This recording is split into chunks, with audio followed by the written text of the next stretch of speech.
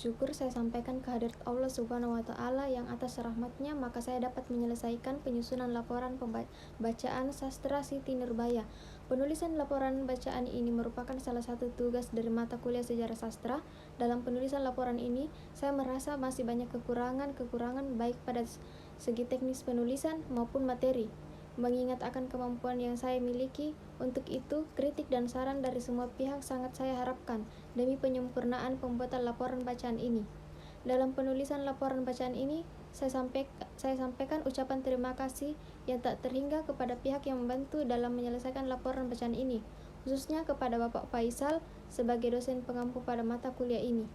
Saya menyadari sepenuhnya dalam penulisan dan penyajian dalam tulisan ini masih jauh dari kesempurnaan. Oleh karena itu, dengan kerendahan hati saya dan akan menerima kritik dan saran yang bersifat membangun. Akhir kata, saya berharap semua tulisan ini dapat bermanfaat bagi saya dan pembaca sekalian. Terima kasih. Saya melaporkan buku yang berjudul Siti Nurbaya Kasih Tak Sampai. Buku ini ditulis oleh Mara Rusli. Penerbit buku ini adalah Balai Pustaka. Buku ini diterbitkan pada tahun 1922.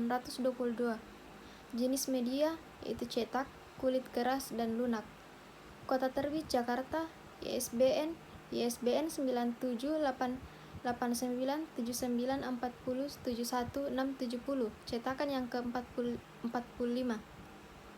Sinopsis novel Siti Nurbaya Kasih Tak Sampai yaitu menceritakan tentang sosok gadis cantik yang sering dipanggil Nur, yang merupakan anak dari seorang Baginda Sulaiman, seorang saudagar kaya. Nurbaya merupakan anak gadis yang baik dan cantik. Kehidupan masa sekolahnya yang bahagia bersama dengan Samsul Bahri, yang merupakan anak dari penghulu yang bernama Sultan Mahmud. Mereka berdua tumbuh bersama-sama hingga remaja dan akhirnya saling jatuh cinta. Sam, panggilan akrabnya, merupakan anak yang gagah serta baik budi pekertinya.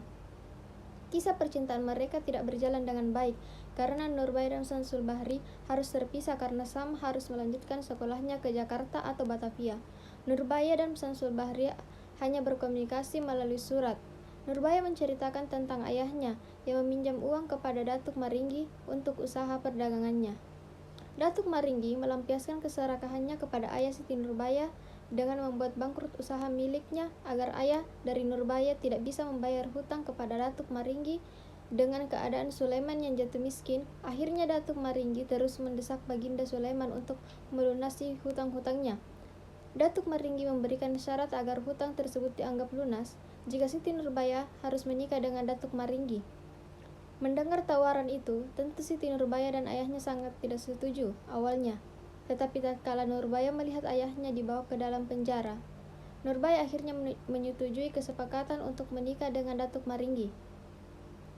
Saat sedang berlibur, akhirnya Samsul Bahri pulang ke Padang untuk mengunjungi keluarganya, serta bertemu dengan Siti Nurbaya sang kekasih. Mereka berdua bertemu secara diam-diam di bawah pohon, dan dengan sangat mengejutkan, tiba-tiba muncullah Datuk Maringgi.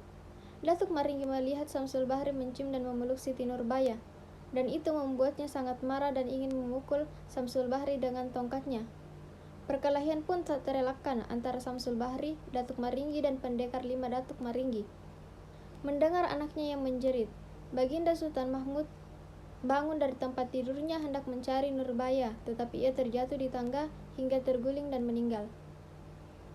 Mendengar kejadian yang dilakukan oleh anaknya, ayah Samsul Bahri mengusir Samsul ke Jakarta sama seperti Datuk Maringgi yang mengusir Siti Nurbaya karena dianggap telah mencoreng nama Datuk Maringgi. Mendengar Samsul Bahri yang diusir oleh orang tuanya, akhirnya Nurbaya mencoba menyusul Samsul Bahri ke Jakarta. Perjuangan Nurbaya untuk menyusul Samsul Bahri ke Jakarta sangat berat dan banyak rintangan. Tak lama kemudian, Nurbaya meninggal dunia karena memakan lemang yang ternyata diberikan oleh pendekar yang tak lain adalah kaki tangan Datuk Maringgi. Lain halnya dengan Samsul Bahri, yang tidak meneruskan sekolahnya dan memilih masuk ke dunia militer. Ketika bertemu dengan Datuk Maringgi di suatu keributan, akhirnya Samsul Bahri menembak Datuk Maringgi dan tewas, tetapi sebelum itu Datuk Maringgi juga sempat melukai Samsul Bahri dengan parang dan akhirnya dilarikan ke rumah sakit. Namun kejadian semakin memburuk hari demi hari dan saat-saat terakhir hidupnya, Samsul Bahri meminta agar kelak ia dikuburkan dekat dengan kekasihnya Siti Nurbaya. Dan permintaan itu dikabulkan oleh ayah Samsul Bahri. Dan akhirnya Samsul Bahri dikuburkan di Gunung Padang dekat makam Siti Nurbaya. Latar belakang sosial budaya novel Siti Nurbaya Kasih Tak Sampai pada dasarnya sebuah kritik sosial yang dilakukan oleh Mara Rusli, sang penulis terhadap budaya perkawinan masyarakat. Mara Rusli ingin merombak adat yang berlaku saat zaman itu karena dianggap sebagai pelanggaran terhadap hak asasi manusia.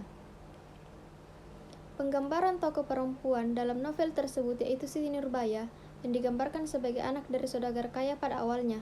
Seorang gadis yang tiada cacat, cantik baik wajah serta kelakuan dan adatnya, tertib dan sopan yang rela mengorbankan hidup dan cintanya demi ayahnya. Ia rela menikah dengan saudagar tua bernama Datuk Maringgi. Melalui novel Siti Nurbaya Kasih Tak Sampai, kita dapat mengambil pelajaran bahwa seorang wanita yang rela mengorbankan hidup dan cintanya demi orang tua.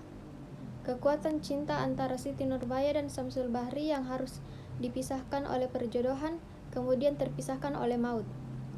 Praktik lintah darah yang dilakukan oleh Datuk Maringgi yang menjadi malapetaka serta akhir dari segala kehidupan adalah mati.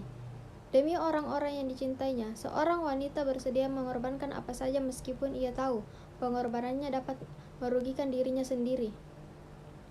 Lebih-lebih pengorbanan tersebut demi orang tuanya.